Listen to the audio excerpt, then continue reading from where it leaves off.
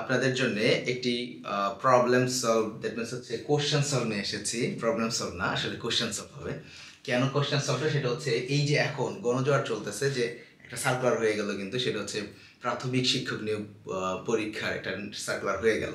তো আমরা যদি এর ভিত্তিতে কিছু কোশ্চেন আমরা সলভ করবো এবং এর জন্য কিছু মানে প্রিপারেশন কেমনে নেওয়া যায় সেটা একটু দেখবো। তাহলে ভালো উপায় হচ্ছে বিগত সালের প্রশ্ন সলভ করে প্রিপারেশনটা নেওয়া। তাহলে দেখেন 23-24 সালে যে প্রশ্ন এসেছে, প্রথম ধাপে কিছু কোশ্চেন আমরা দেখি। কোশ্চেনগুলো অ্যানালাইসিস করব কিভাবে এবং কিভাবে সলভ করব, কিছু ক্লু আছে, যে ক্লুটা দেখে দেন হচ্ছে কোশ্চেনটা অ্যানালাইসিস করতে হবে এবং এর সলভটা করতে হবে। যেমন হচ্ছে I will write down the phone number dash I forget. এখানে কিছু কনজাংশন দেওয়া আছে এবং কোন কনজাংশনটা এখানে সঠিকভাবে আসবে সেটা আমাকে বসাতে হবে। এখন দেখেন এখানে একটা রুলসগুলো হচ্ছে এরকম যে দুইটা ক্লজ, যেহেতু কনজাংশন দুইটা ক্লজকে অ্যাড করে, সেক্ষেত্রে কনজাংশন কিন্তু সবগুলোই আছে। এখানে দেখবো যে প্রথম ক্লজটা কোন টেন্সে আছে, পরের ক্লজটা কোন টেন্সে আছে।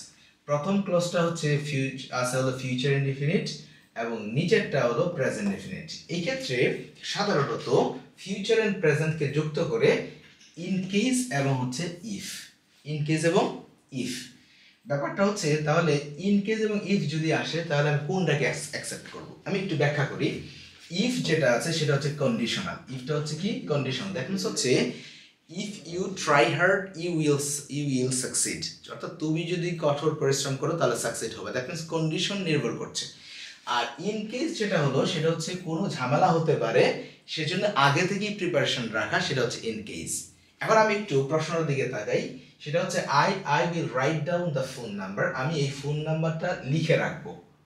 Dash I forget, that means হচ্ছে আমি এই কাজটা আগে করছি, আমার সম্ভাবনা আছে যদি আমি ভুলে যাই, সেই কারণে আমি এই ইফটাকে আমি কারেক্ট না করে আমি ইন কেসটাকে কারেক্ট করবো। দ্যাট মিন্স হচ্ছে এখানে অর্থগত বেশি সুবিধা হচ্ছে এই ইন কেসের।